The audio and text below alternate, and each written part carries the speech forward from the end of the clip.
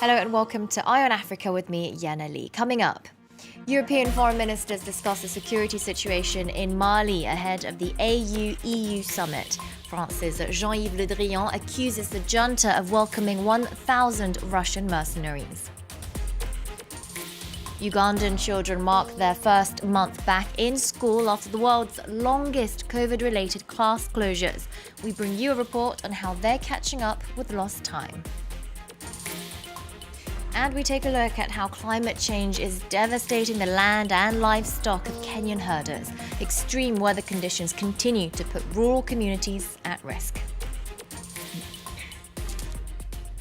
But first, Africa-Europe Week has kicked off. Multiple cultural and business events are taking place both online and in Brussels ahead of Thursday's AU-EU summit. For that, COVID vaccines, migration and the security situation in the Sahel are all key issues on the agenda. Today, EU foreign ministers held a virtual conference to discuss the coup in Mali, while France's top envoy publicly accused the junta of calling on Russian mercenaries for help. The military junta is isolating itself. The junta's failing itself and will lose out if we leave and will have to carry on alone. There's a military problem. There are obstacles to our operations. And Wagner are coming, the Russian mercenaries.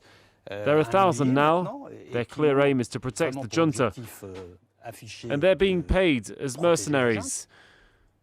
Mali has financial difficulties, but they're paying them.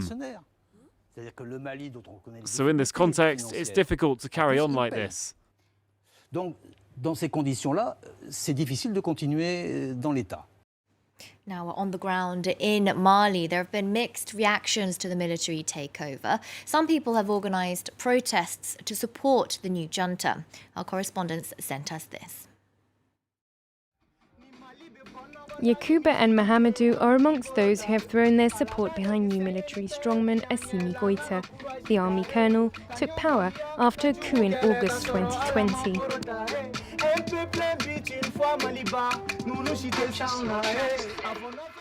The two men call on their people to unite for a new Mali with patriotic songs. Like many others, they are disappointed by 30 years of bad governance and corruption.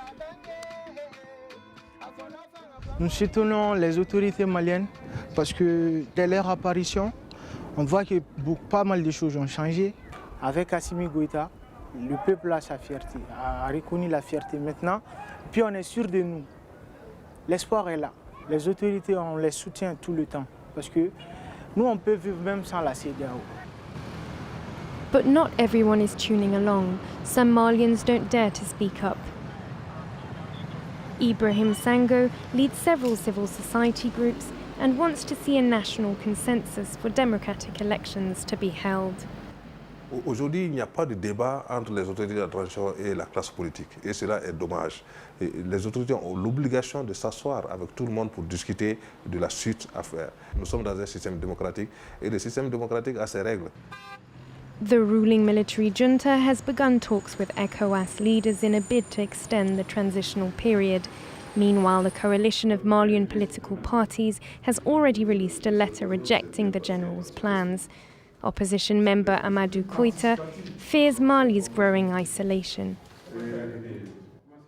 Aucune action n'a été posée pour amorcer le retour à l'ordre constitutionnel. Tout a été fait pour nous mettre devant le fait accompli. Nous devons arrêter ces discours populistes, ces discours propagandistes, ces discours ultranationalistes. Ça ne sert absolument à rien. Le Mali a besoin de tous ses enfants, le Mali a besoin de tous ses amis, le Mali a besoin de tous ses partenaires. France and its European partners have seen their relationship with Mali rapidly deteriorate after the coup. They are to meet this week on the future of their presence in the region. Next, 1 month after Ugandan students returned to school, we take a look at how they're getting along. The country had the world's longest COVID-related school shutdown. Children were at home for 83 weeks. That's almost 2 academic years. And half of them didn't have any access to online learning tools. To make things worse for families, some schools are doubling their fees. Simon Wolfhart reports.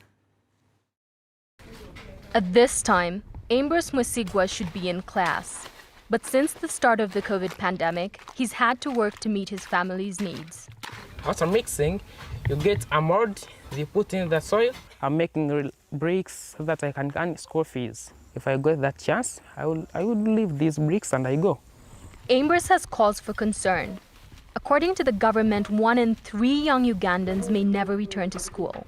And Agnes, his mother, can no longer afford to pay fees for her children. Many private academies have also raised their enrollment costs to make up for the 2-year closure. I took them to government school, but reaching there the same. They want uniform, they want school fees, they want books, and I'm alone like this. I have no job, which brings daily income. While less expensive, these schools are not that many, and now they're overrun with students. Here, there are 40% more pupils than they were in 2020. We need more teachers. That's the fact. And maybe children need to be streamed. Yeah, otherwise teaching maybe more than 90 pupils in a class. Sincerely, it wouldn't be applicable. Many education professionals are raising concerns about the situation. This has a lot of implication on our human capital development, and there is need for government to come up with plans to ensure that there are remedial programs for these kids who have not studied for the 2 years. According to the United Nations, 70% of 10-year-olds in developing countries are now unable to read, up from 53% in 2020. The pandemic may have wiped out 20 years of educational progress around the world. Turning our attention next to Somalia. A military court there has sentenced 2 men to death for the murder of veteran reporter Jamal Farah Aden. 2 other men were sentenced to prison for their involvement. The National Union of Somali Journalists welcomed the conviction as a positive step for justice, though they maintained that they oppose a capital punishment. Our correspondent Caroline Kimeu tells us more. The military court, which hears such cases in the absence of a more formal judicial body in the country, handed down its judgment on Monday, which was welcomed by rights and media organizations that had been calling for the conviction of the 4 men. They were convicted of having murdered the journalist Jamal Aden in March last year in Galkayo town, after the journalist was accused of having incited the public against the Al-Shabaab militia. 2 of the men will go on to be executed by firing squad, while 2 others will be serving 15 and 25-year jail terms. Journalists in Somalia are generally facing and working under precarious conditions. A number of the attacks are not committed by the Al-Shabaab militia, but rather by police. And a report was released just last week by the National Union of Somali Journalists, which detailed gross abuses against these journalists, including unlawful arrests, detentions, torture, as well as attacks specifically targeted against female journalists. The Secretary General of the organization, Omar Farouk, says that these attacks continue to happen because of a culture of impunity that allows these perpetrators to go off scot-free after committing such atrocities. Now, he reiterated his organization's commitment towards fighting this culture of impunity and working with national and international partners to ensure that the attacks against journalists come to an end.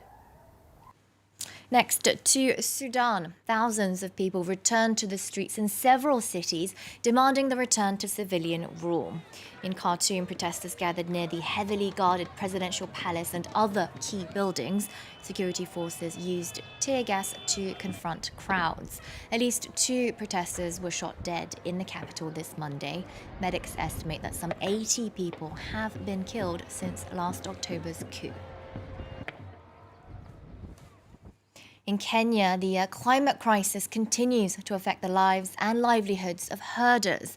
Dry spells killing off sheep and goats, leaving land barren, followed by massive floods, a situation that's left communities on the edge of disaster.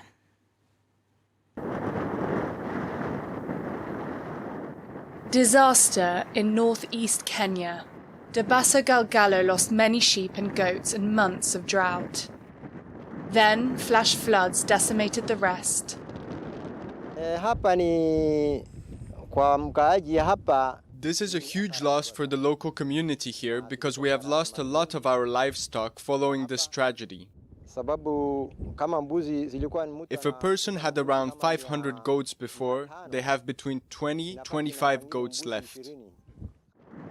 Nomadic livestock herders know how to cope with unpredictable weather patterns. But these days, the dramatic shifts are too much, even for them. The cattle that survive are too weak to milk and too thin to sell.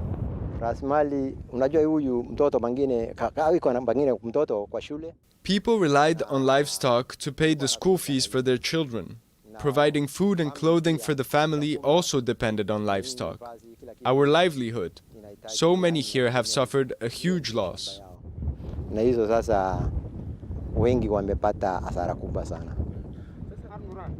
Last September, President Uhuru Kenyatta declared a state of natural disaster over the drought. The government spent almost $4 million to buy thousands of livestock from farmers in the worst-hit regions. Galgalo now works to save his remaining animals.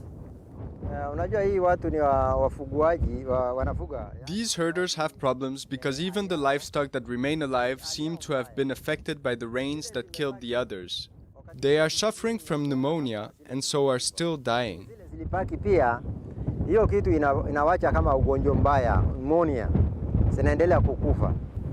The shifting weather may even affect peace in this region of Marsabit.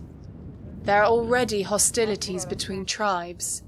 Competition for ever scarcer resources may worsen the tensions. And finally, it's Valentine's Day. Now, for some people, it's about friendship. For others, it's about spending time with their partners, an excuse for a date. But for one woman in Tanzania, she went all the way with this huge romantic gesture for her husband. Her very prominent declaration of love has sparked debate on social media.